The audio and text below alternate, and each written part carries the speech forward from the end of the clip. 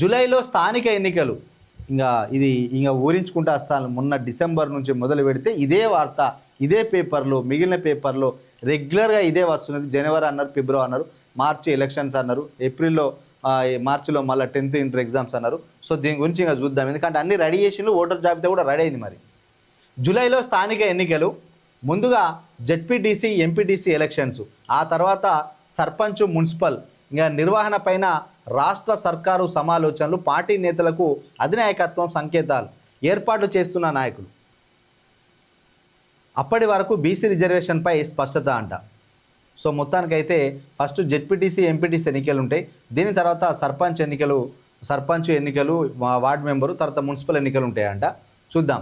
స్థానిక సంస్థల ఎన్నికల నిర్వహణ తేదీలపై మరోసారి ప్రచారం మొదలైంది. ఇన్నాళ్ళు బీసీ రిజర్వేషన్, ఎస్సీ వర్గీకరణను పూర్తి చేయాలనే లక్ష్యంతో స్థానిక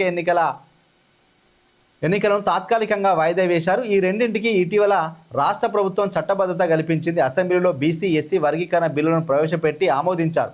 1-2 రోజుల్లో గవర్నర్ సంతకం చేశాక గెజిట్ విడుదల కానుంది. రాష్ట్రంలోని అన్ని స్థానిక సంస్థలకు పాలక వర్గాల గడువు ఇప్పటికే ముగిసింది. దీంతో ఒక్కొక్క దానికి ఎన్నికలు నిర్వహించాలని ప్రభుత్వం పట్టుదలతో ఉంది. ఇక రాష్ట్రంలోని ఏ స్థానిక సంస్థలకు పాలక వర్గాలు లేవు. వచ్చే ఏడాది జనవరి, ఫిబ్రవరిలో జిహెచ్ఎంసీకి సైతం ఎన్నికలు నిర్వహించాల్సి ఉంది. ఈ నేపథ్యంలో ఆ సమయం వరకు అన్ని స్థానిక సంస్థలకు ఎన్నికలు నిర్వహించాలని ప్రభుత్వం భావిస్తుంది. అందుకే జూలైలో స్థానిక ఎన్నికలు నిర్వహించాలని ప్రాథమికంగా నిర్ణయించారు. మొదటి జెడ్పీటీసీ, ఎంపీటీసీ, ఆ తర్వాత సర్పంచ్, అనంతరం మున్సిపల్ ఎన్నికలు నిర్వహించనున్నారు. ఇలా వరుసగా 3 రకాల ఎన్నికలు జరగనున్నాయంట.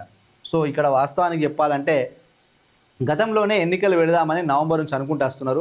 మధ్యలో ఈ బీసీలకు సంబంధించిన బిల్లు 42% ఇస్తామనేది బుట్ట దాఖలు చేసేటట్టున్నారని చెప్పి గట్టిగా అడగడంతో దాన్ని కూడా ఏం చేసిందంటే ఇంకా నిన్న ఈ 2-3 రోజుల క్రితమే బీసీ బిల్లు కూడా అమలు అయ్యేటట్టుగా అసెంబ్లీలో ఏకగ్రీవ తీర్మానం తెలిపారు. అదేవిధంగా ఎస్సీ వర్గీకరణకు సంబంధించిన బిల్లు కూడా ఏకగ్రీవంగా ఆమోదం తెలిపడం జరిగింది. ఈ 2 బిల్లులు ఆమోదించిన కాబట్టి దీనికి 2-3 రోజులలో గవర్నరు సైన్ అయిన తర్వాత అది గవర్నర్ ఆర్డర్గా బయటికి రాబోతుంది, జీవో రాబోతుంది. కాబట్టి ఈ వారం లోపల ప్రక్రియ అంతా అయిపోతుంది. కాబట్టి ఇంకా రానున్న రోజులలో, ఇప్పుడంటే ఎలక్షన్స్ ఇంకా దగ్గర ఉన్నాయి కాబట్టి అన్ని రకాల ప్రక్రియలు పూర్తి చేసుకున్నారు. వాళ్ళు ఏమంటున్నారంటే జూలైలో ఎన్నికలు పెట్టడానికి సిద్ధంగా ఉండాలి. ఎంపీటీసీ, జెడ్పీటీసీ జూలైలో ఉంటాయి. ఆ తర్వాత గ్యాప్ ఇచ్చి ఆగస్టు, సెప్టెంబర్ ఆ టైంలో కానీ, నవంబర్, అక్టోబర్ ఆ టైంలో కానీ సర్పంచ్ ఎన్నికలు, దాని తర్వాత మున్సిపల్ ఎన్నికలు, మొత్తానికైతే డిసెంబర్ లోపు ఈ యొక్క స్థానిక సంస్థల ఎన్నికలు మొత్తం కంప్లీట్ అయిపోతుంది. ఎందుకనంటే మళ్ళీ ఫిబ్రవరి, మార్చి ఆ టైంలో కూడా జిహెచ్ఎంసీకి సంబంధించిన ఎన్నికలు ఉండబోతున్నాయి. కాబట్టి డిసెంబర్ లోపు ఈ యొక్క స్థానిక సంస్థలకు సంబంధించిన ఎన్నికల ప్రక్రియ మొత్తం పూర్తి చేయడానికైతే ఇంకా ప్రభుత్వం సిద్ధంగా ఉండి ఏర్పాటు చేస్తున్నది. దానికి అనుగుణంగానే ఎమ్మెల్యేలు, మంత్రులు కూడా నియోజకవర్గాల నాయకులకు డైరెక్షన్స్ ఇస్తున్నారంట.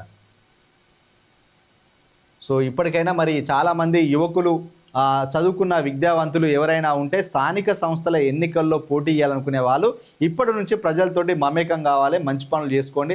ప్రజల కష్ట సుఖాలు తెలిసిన వాళ్ళు నాయకులుగా ఉంటే బెటరు. ఇంకా డబ్బుల సంచులతోటి, ముడ్డలతో వస్తానే నాయకులు ఇప్పుడైతే గెలిచే పరిస్థితి లేదు. ఇక కాంగ్రెస్ పార్టీకి కూడా కొంత ఇబ్బందికరమైన వాతావరణం ఉంది, అన్ని విషయాల్లో కొంత నెగిటివ్ ఉన్నది.